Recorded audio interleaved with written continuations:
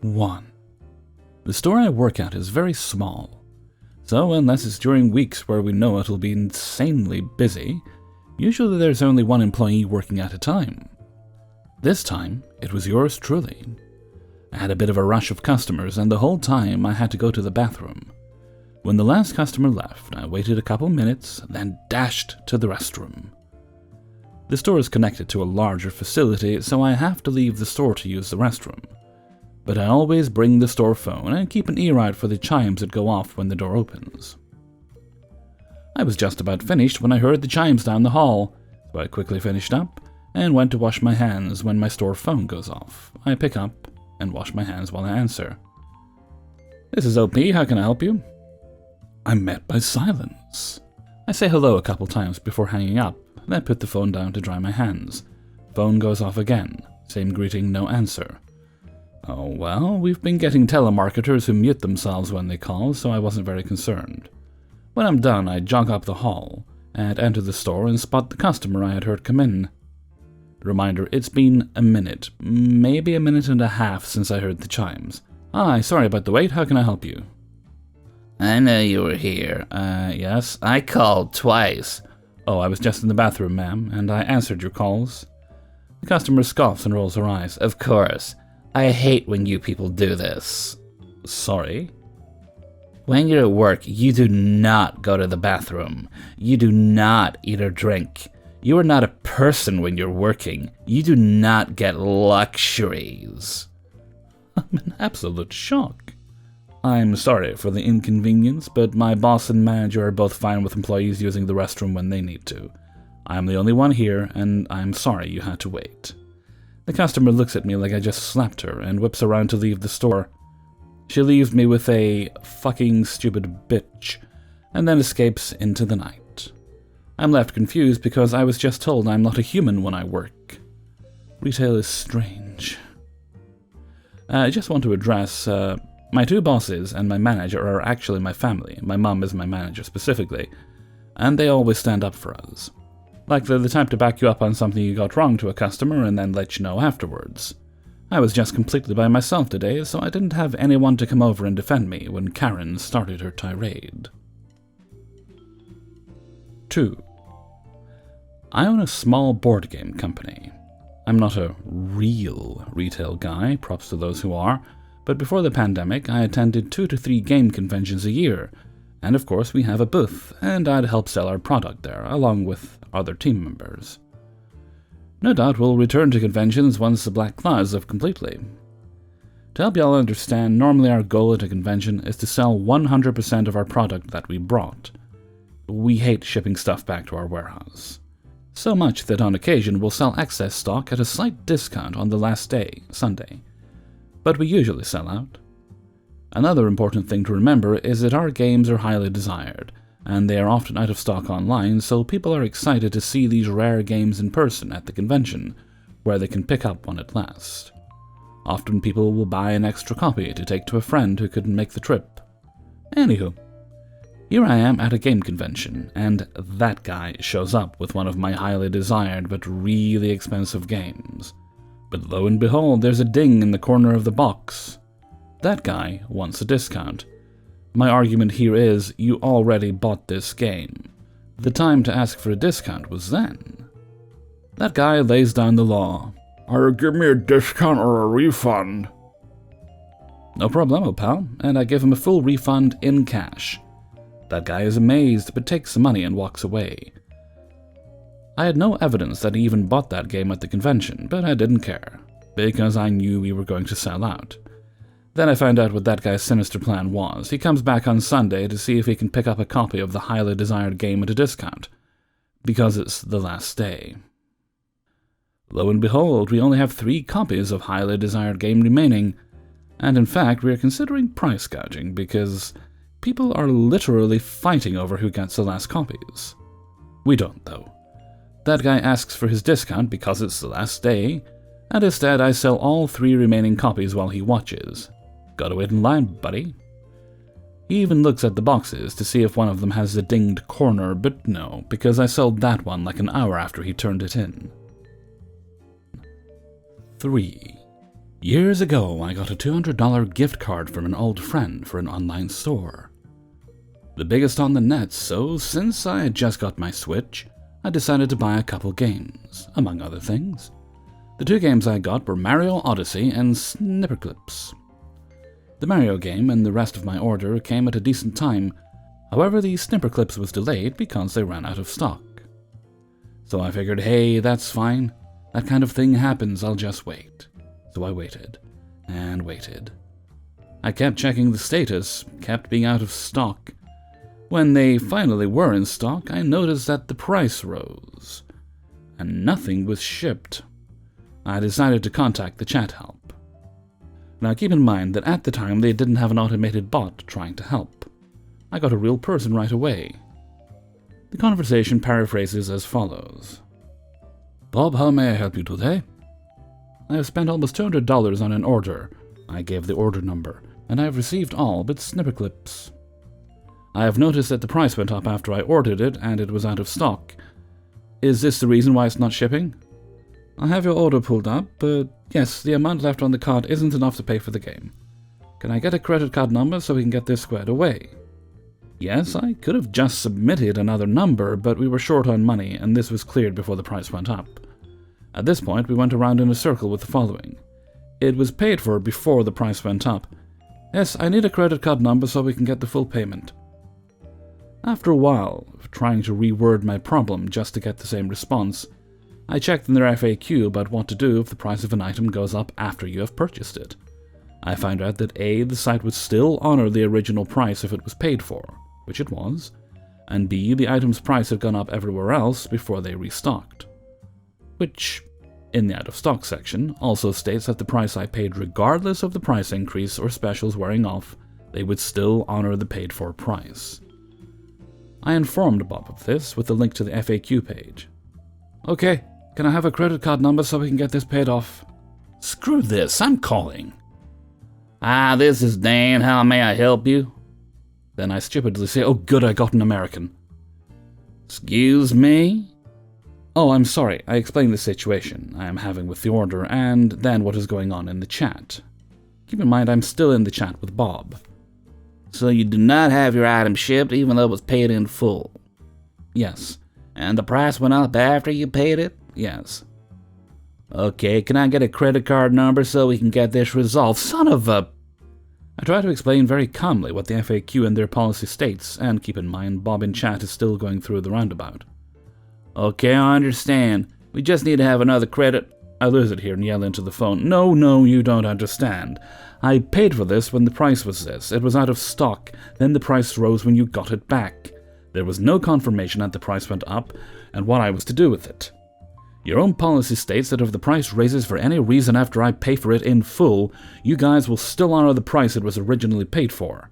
I've been on the chat now this call for almost an hour trying to explain this to you guys, and no one is getting what I'm saying. Dan, after a few seconds of silence, says, Okay, hold on. He takes a minute to get back to me. At this point, I take a few breaths while my wife worriedly looks at me. Okay, now I do understand and you are right. I'm very sorry for the misunderstanding. Here, what I'll do is give you a few dollars to pay for the rest of the game so you can get it delivered. Here, I feel bad. Have a few extra. I'm so sorry for yelling at you. I understand what you guys do, and I'm going to interrupt you there. I'm the sorry one. I didn't understand, and you're right here. Yeah, but I feel bad for yelling at you. No problems. Is there anything more I can help you with? No, I'm good, and sorry once again. I return to the chat. Hey, Bob, I talked with Dan on the phone. We got the problem resolved. Thank you for your assistance. No problem. I will add some funds to your account for your problems. No need, Dan already did that. Bob did anyways. Now may I get a credit card number so we can get the rest for the payment for your purchase? I ended the chat. 4. So the other day, I went out to eat with my dad to celebrate my birthday. Something to know about my dad, him and my mom have been divorced for over a decade, and he's, at his best, a bit of a dick. He's the type who seems very nice and sociable, but has a wicked side only my family and retail and food workers know about. So with that said, here is my story. Like I said earlier, I went out to eat with my dad to celebrate my birthday. We go to a place that I absolutely love, but don't get to go to because it's so expensive. Me and him are catching up. The waitress comes out to take our order after a bit. I'm weird and like to order my soup with no vegetables, and have only the meat and broth. My dad orders the same, but asks for the soup that has the extra meat in it. He orders his soup like one should, with the vegetables in it. The waitress then goes off, and me and my dad continue our conversation. She comes back a bit before our soups come out to see if we're ready to place our order. I order. Then the waitress asks my dad what he would like. My dad says, so I've been coming here for almost 20 years. I know the owner. I've known the kitchen manager since Stanley, and I've worked in a kitchen before, so don't get my order wrong. He hasn't even done talking, and I'm just thinking to myself, oh my God, I'm so sorry for this lady that has to take his order. My dad continues. I'd like this fish dish, but I don't want the sauce from it. I want the sauce from this other fish dish. I also want my dish blackened and to have extra sauce. And don't get my order wrong. The way he said this was in a calm, kinda sickly sweet tone. I knew that tone and prayed that his food would come out exactly how he wanted it. Satan must have been listening instead that night. The first thing that came out was our soups, both of them had the extra meat. I'm not a fan of the extra meat in mine, since it costs extra. After seeing the display my dad put on, I decided not to let them know, cause A, I like the meat just fine, B, they still got my request though of no vegetables, and C, I didn't want my dad to cause a scene and be a dick to the waitress. After soup came out, our main meal. The moment I saw my dad's meal, I knew he wasn't going to be happy. They didn't blacken the fish and had all of his sauce on the side with no extra. Now, to most people, it's fine. Whatever, just pour the sauce over and deal with it not being blackened. But not my dad. He wants his food exactly how he wants, with zero exceptions. The waitress asks, how does everything look? They got my order wrong, and I told you not to mess up my order. The waitress then says they can remake it if he wants. My dad then says, of course, I want what I'm paying for, and please get me the manager. The waitress goes off with his food, and then the manager comes up. My dad tells her exactly what he told the waitress earlier, how he's been coming here for 20 years and blah blah blah. I'm not really looking anyone in the eye and just trying to eat my food and hope he doesn't have a bigger hissy fit. The manager is using the customer service sweet tone we all know and trying to make my dad happy. She reassures him that it will get fixed and to not worry.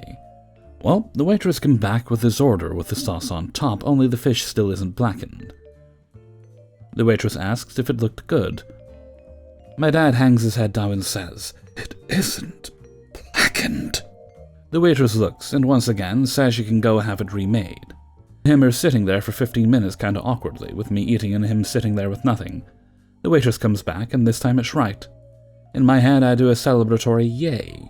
Once my dad gets his food, he tells the waitress that none of this was her fault and that she is doing a great job. She leaves and probably moments later, the manager comes back and asks how everything is. My dad goes into a mini rant. I know what the kitchen guy did. He poured the sauce over the non-blackened fish. I used to work in the food industry. I'm just sitting there eating and every so often looking up at the manager, trying to give the most I'm sorry for my dad look I could give her. I also gave this look to our waitress and put emphasis on how good everything was, hoping she could see how sorry I was for my dad. The check got paid, and I really had to wash my hands afterwards. When I'm coming back, I see someone familiar. It was the manager from earlier. I got her attention and tell her, I'm sorry for my dad, I know he's acting like a Karen, and I just want to apologize for his behavior.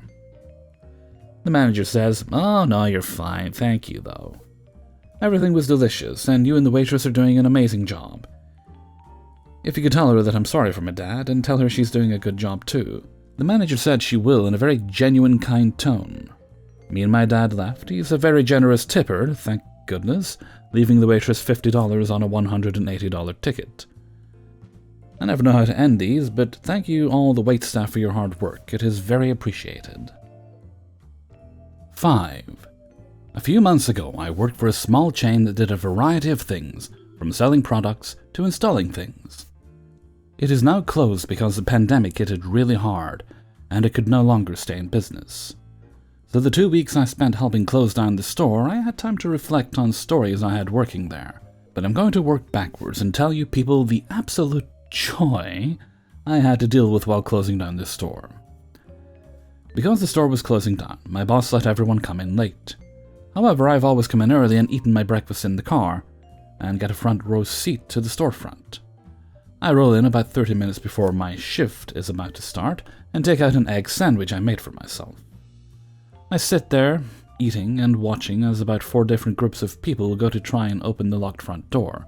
I just watch in amusement as people look into the dark store and wonder why the front door isn't open. I saw one guy with a battery in hand walk up, see that the doors are locked, and left the battery at the front door. Side note: one of the many things this store does is recycle batteries. I saw another couple try the door, then sit in their car and wait for us to open. They actually stayed until I had to go clock in, where I had to inform them that this store is no longer open and was closing down. They were confused by this, and I had to repeat that the store is forever closed. They understood, then left with no issues. After that exchange, I decided to lock the front door, since I witnessed people trying to walk in when there were no lights on and no people inside.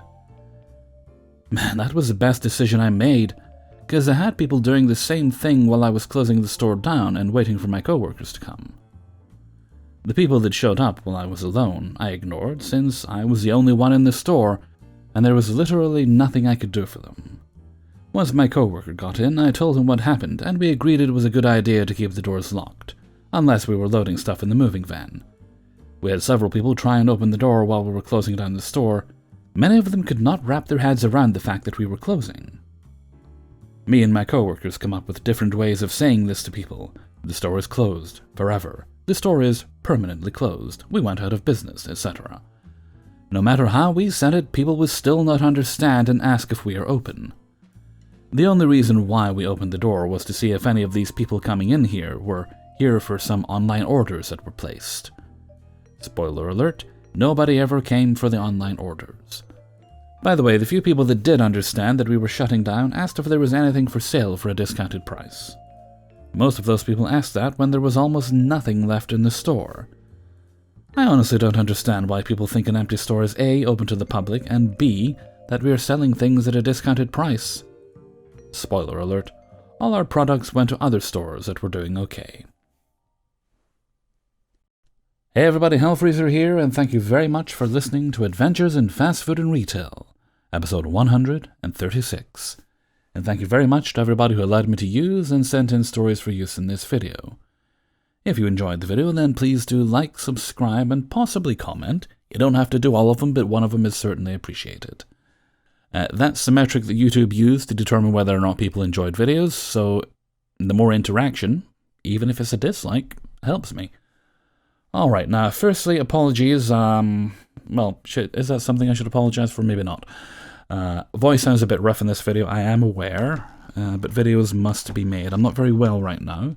I've been worse, but I'm not very well right now. I called the doctor yesterday to get some antibiotics for an issue I've been having. Hopefully they help. We shall see. We shall see, we shall see, we shall see.